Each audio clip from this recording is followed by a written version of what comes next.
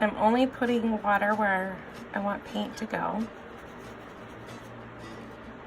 And because I'm working on hot press, I want to make sure I have enough water. Hot press really likes to soak it up.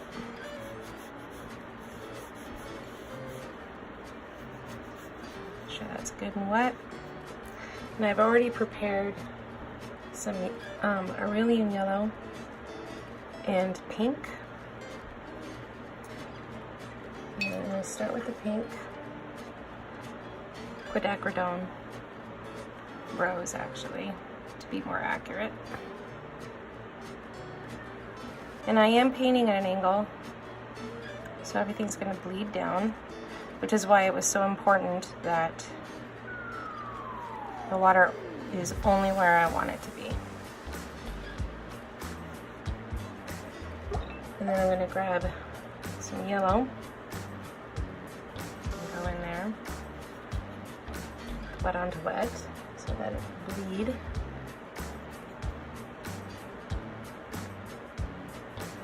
And then recharge my brush, which means fill it up with color, and get the tips really nice and saturated.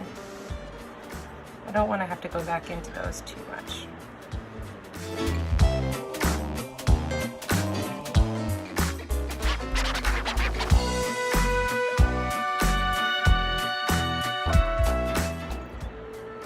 And I kind of want it to be a little bit more orangey down here, so I'm actually going to add a bit more rose right down in there.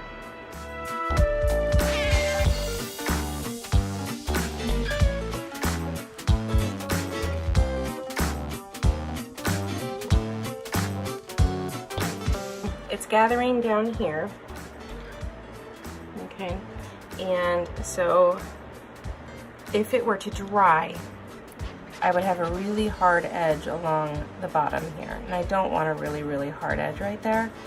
So I'm cleaned off my brush. It's still wet, but it's not like soaking wet. And I'm just gonna very gently, I'm not even really touching the paper, I was just touching the bubble and soaking it up. Get out my brush, roll it on my paper towel, gently squeezing any extra water.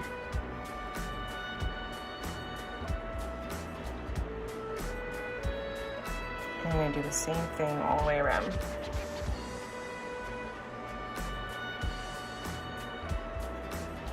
So now I'll have some crisp edges, which I can see already. It's pretty dry in here, but not to the extent that they would have been had I let those areas dry. And while I wait for this to dry, I'm going to move on to the top. And I don't feel like I really need to worry about more of a wet onto wet on the top. So I'm just going to do wet onto dry. And get some of that rose a little bit more saturated this time. And I'm just going to go in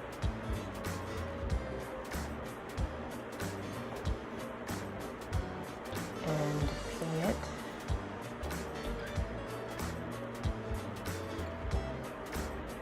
Try and show some of the fur there.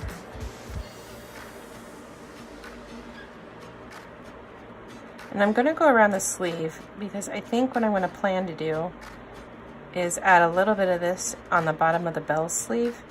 So I'm going to just leave it for now, the sleeve. I will return to it once this part is dry. I'm actually going to change to a smaller brush. Soak up that little bubble right there.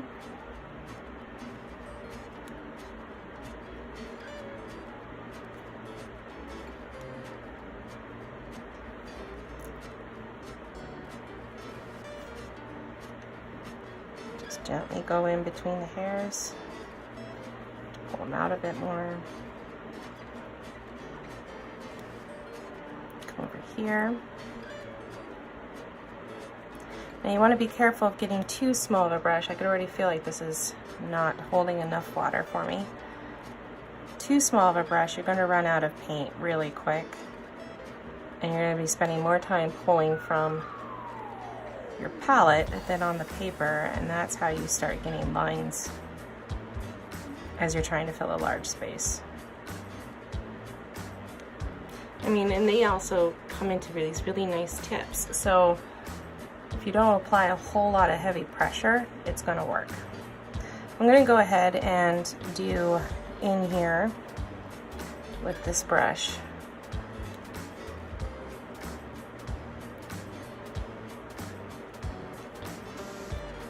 Make sure, keep some highlights.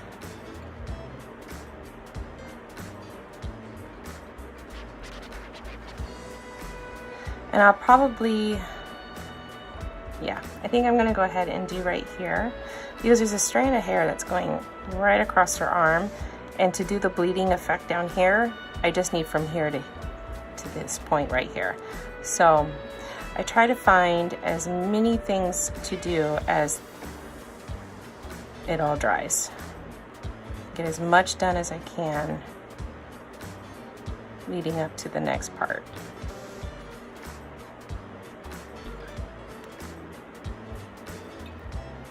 Also, there's light coming from this side, so while this is still wet, I cleaned out my brush and I'm just going to lay some water down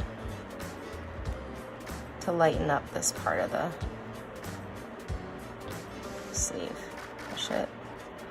I have some pencil lines there, so I'm just pushing it to the pencil lines for highlights. Okay, so I see a bit of her dress right here, right? I'm going to go ahead and fill that with pink too, and just let the tips of the yellow be right there. The reason I'm deciding to do that is to help keep composition in her arm more noticeable. If I did this in yellow, they would all combine too much. And I don't want to take the viewer's eye away from that.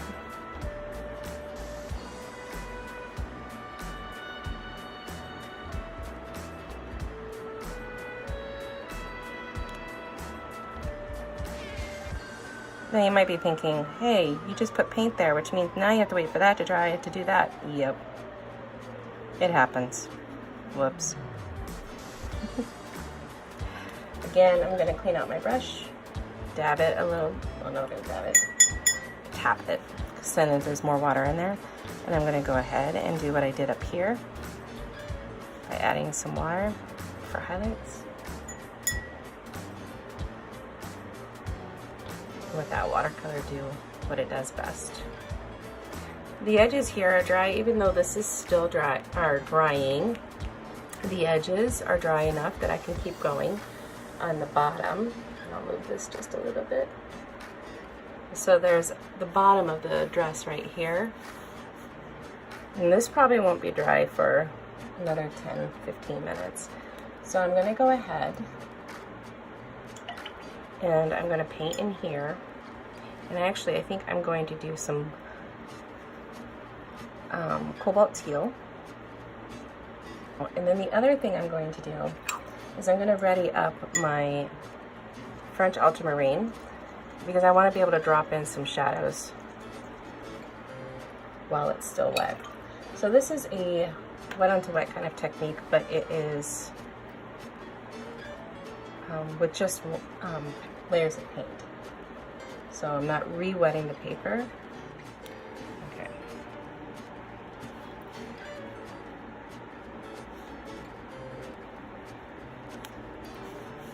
And because I'm choosing to do wet onto wet, I'm going to have two brushes. So this is the one I'm putting the teal on with. And then I'm picking that smaller one I had. And I'm going to use that smaller one, I'm grabbing some paint here, to do the shadows underneath here.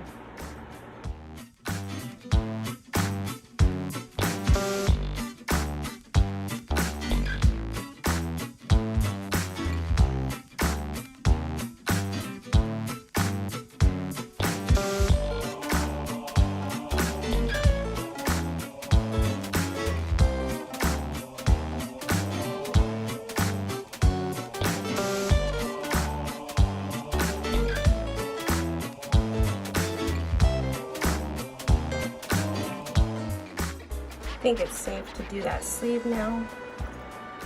So I'm gonna get brush out. It's pink, rose. You can get right up into that. Right there. Put that in there.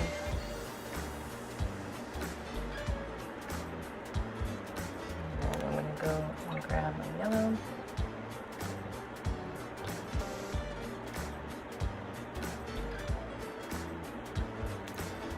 Grab even more yellow, more saturated, less water, more pigment.